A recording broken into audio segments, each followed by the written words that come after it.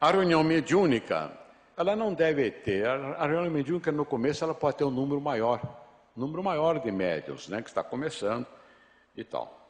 Né? Agora, o importante de uma reunião mediúnica, né, é a harmonia do grupo. Sem harmonia, nós sabemos que a harmonia tem por base a afetividade, né, afinidade. Nós sabemos disso. Aquele pessoal é um grupo formidável, está sempre junto e tal, harmônico. Sabe quando é que a gente diz que o produto é harmônico e que há afetividade? Quando a gente sente falta um do outro no grupo. Agora a gente às vezes fica triste, nos centros espíritas de grande movimentação, por exemplo, como a gente vê no nosso e outros, né? O espírito entra e sai, ninguém diz bom dia nem boa noite, nem um sorriso. Aquilo é um sacrifício para largar um sorriso e tal. É aquela coisa, vai direto para a sua sala, outro para não sei o quê e tal. Parece que todo mundo está se encontrando pela primeira vez. Né? Aqui no Rio não, o pessoal aqui é muito mais cordial, é diferente. Nós encontramos certos locais aí, gente, que o negócio é meio complicado.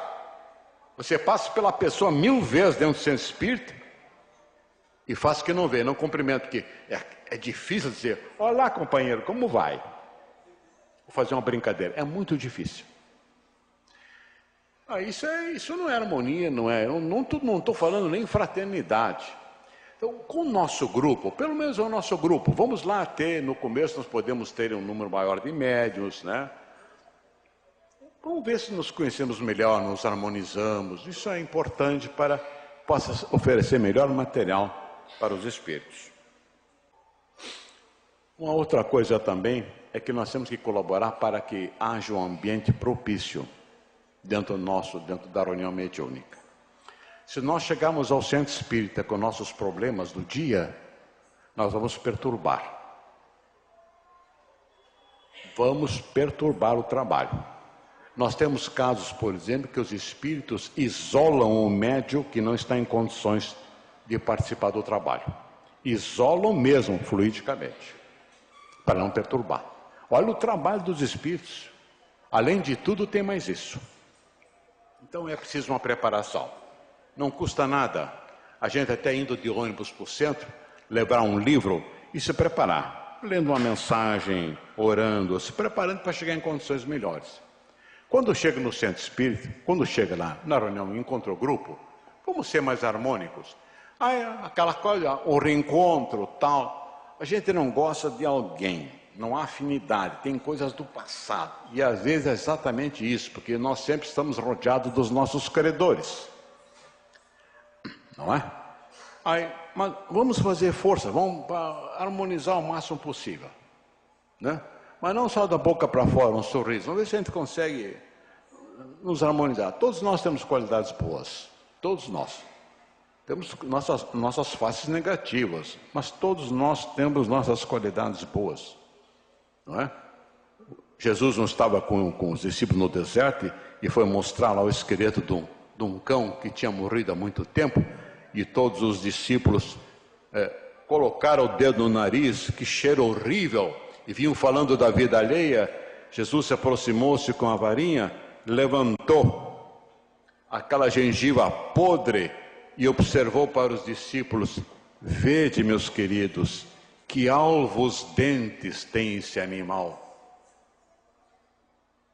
Um cadáver em decomposição, mas tinha uma coisa bonita, linda, os dentes.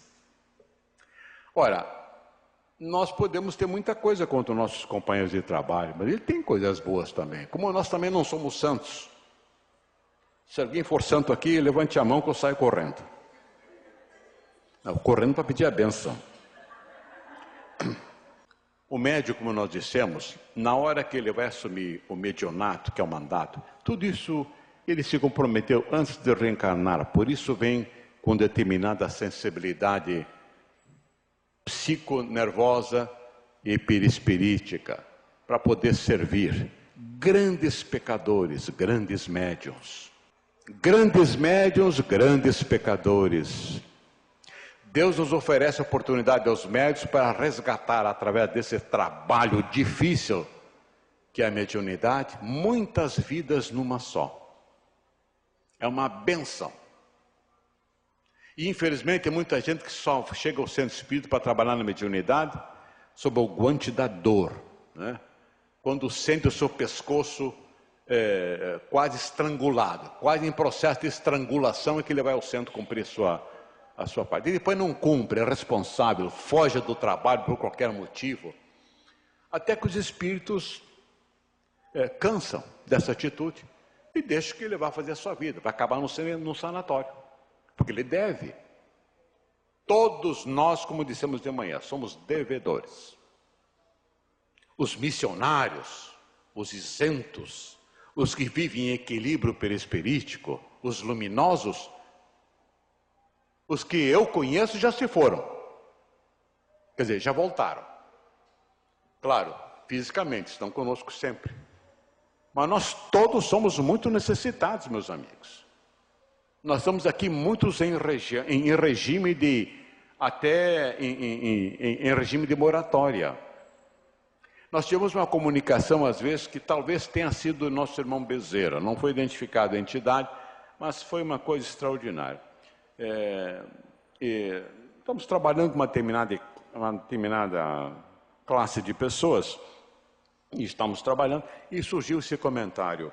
Mas é difícil, às vezes, nós agregarmos alguns elementos assim para a nossa atividade.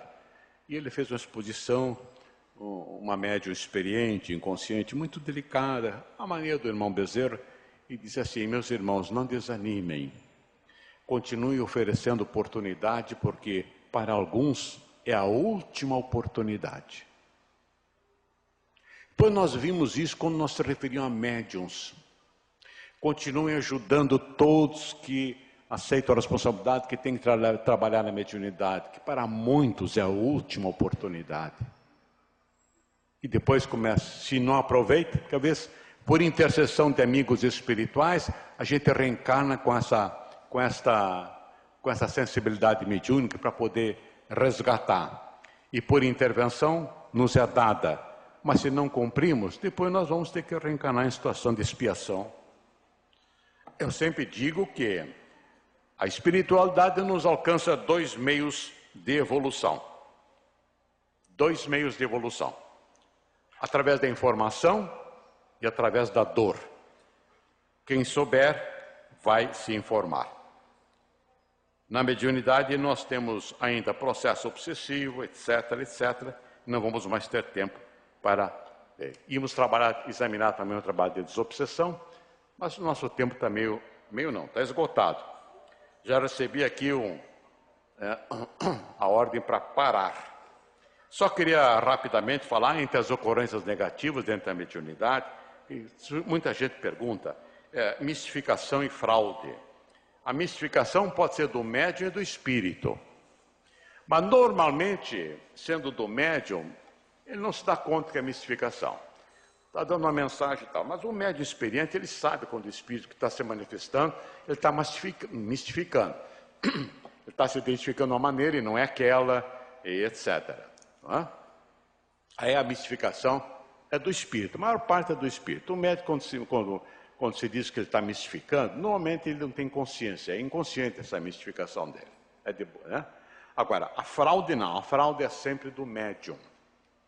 Há médiums que vão perdendo a mediunidade por uma ou outra razão, ou tendo sua mediunidade suspensa, ou dentro de uma determinada reunião quer dar comunicação de qualquer maneira, e vão para a fraude. E a história do espiritismo está cheia desses eventos lá no começo, né? No começo, com os grandes médios e efeitos físicos do passado, que faziam espetáculos públicos, mas de repente a mediunidade desaparecia. Quer dizer, desaparecia não se manifestava, porque os espíritos não estão aí para fazer espetáculo e ganhar dinheiro com isso. Então, como espetáculos pagos, eles fraudavam, arrumavam diversos expedientes para parecer que está conversando com o espírito, estava ali e tal, e não estava coisa nenhuma. E infelizmente, muitas médiuns, muitas não, uma quantidade respeitável de médiuns foi desmistificada, e com isso trouxeram algum prejuízo para o espiritismo inicial. Meus amigos, infelizmente temos que parar, para atender as perguntas, né? Muito obrigado.